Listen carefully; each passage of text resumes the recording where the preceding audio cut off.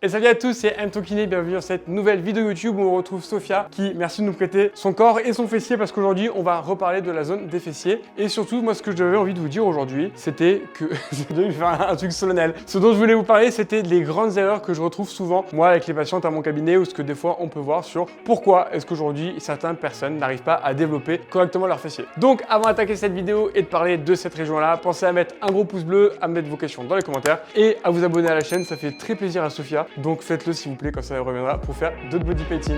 C'est parti!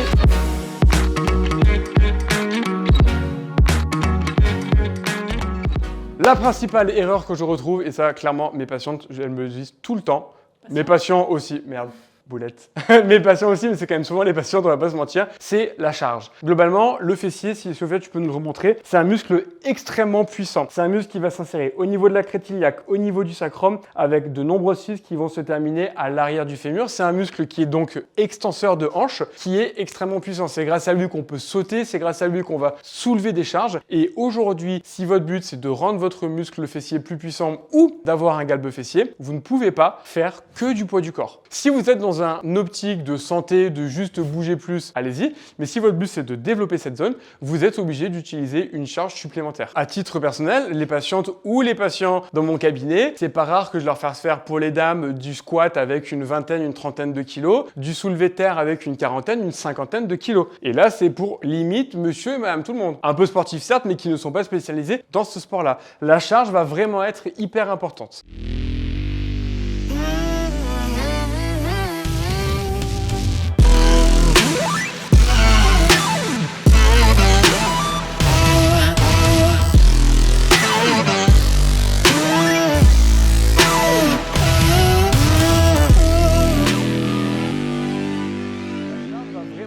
Hyper importante.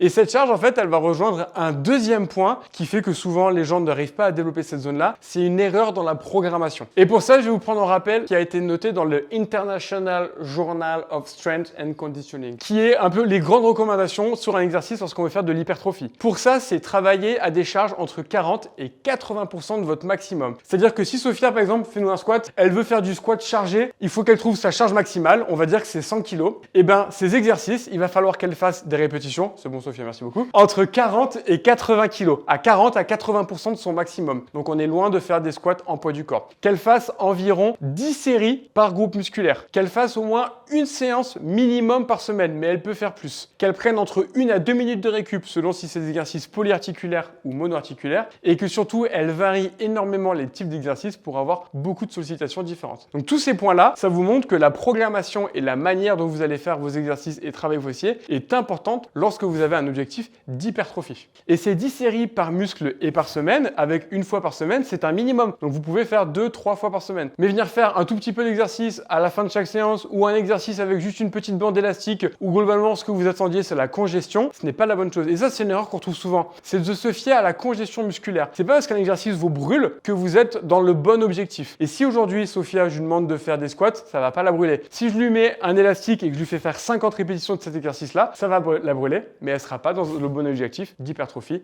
et donc de développer ses fessiers. Et d'ailleurs, si tu veux comprendre comment fonctionne chaque muscle, où est-ce qu'il s'insère, comment il travaille, mais surtout quel type d'exercice utiliser et comment bien les réaliser pour activer les bons groupes musculaires, je t'invite à aller voir dans mon livre. J'ai, une fois de plus, grâce au body painting, toute une liste d'exercices détaillés où je vais comme ça pouvoir te montrer comment engager un pectoral, comment engager les épaules, comment engager les fessiers, comment plus ou moins engager les cuisses sur un ensemble d'exercices. Il y a évidemment aussi toute une partie pour mieux comprendre le corps, qu'est-ce qu'un nerf, qu'est-ce qu'un tendon, qu'est-ce qu'un muscle ou qu'est-ce qu'un ligament, et derrière un programme interactif complet pour pouvoir en plus bouger plus, pratiquer ensemble et pendant les exercices, écouter les super informations sur comment fonctionne le corps, comment bien bouger, bref, tout ça en pratiquant, un peu de théorie et un peu de pratique. Si tout ça, ça t'intéresse, je te mets les liens de commande pour découvrir le livre dans la description.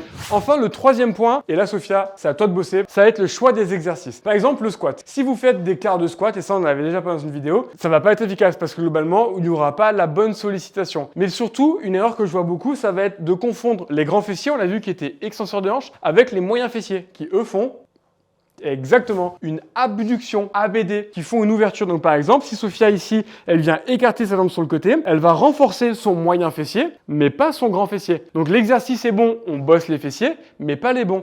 Si on prend par exemple l'exercice du clamshell, un exercice qu'on voit souvent, les patients sont sur les côtés, pieds collés, ils viennent écarter les genoux, souvent avec une résistance ou un élastique à ce niveau-là. Là, on va avoir un travail de la zone fessier, on va avoir une congestion, on va avoir cette brûlure. Mais là, vous n'êtes pas du tout en train de développer vos grands fessiers. Vous êtes en train de faire un travail sûrement des pelvis trochanteriens, sûrement un petit peu du moyen fessier, mais cet exercice, vous pourrez le faire pendant des mois ou des années, même si vous respectez les recommandations de l'International Journal of Strength and Conditioning, globalement, ça ne marchera pas. Pourquoi? Parce que vous ne faites pas les bons exercices. Le muscle grand fessier, on l'a vu, c'est un extenseur de hanche. Donc pour ça, vous allez avoir besoin de tous les exercices qui vous font faire de l'extension de hanche. Est-ce que tu peux nous faire comme ça une extension de hanche, globalement?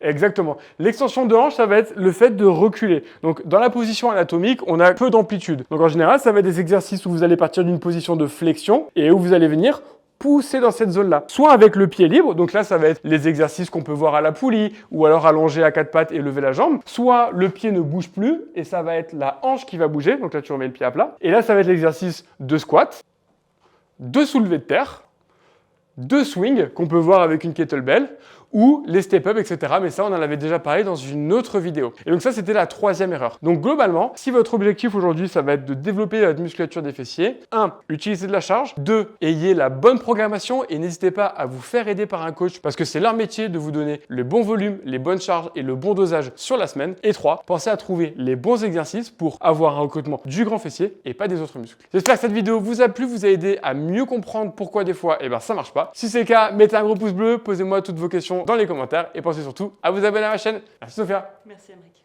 Merci à toi. Merci à toi. Non, toi merci. Non, en plus toi.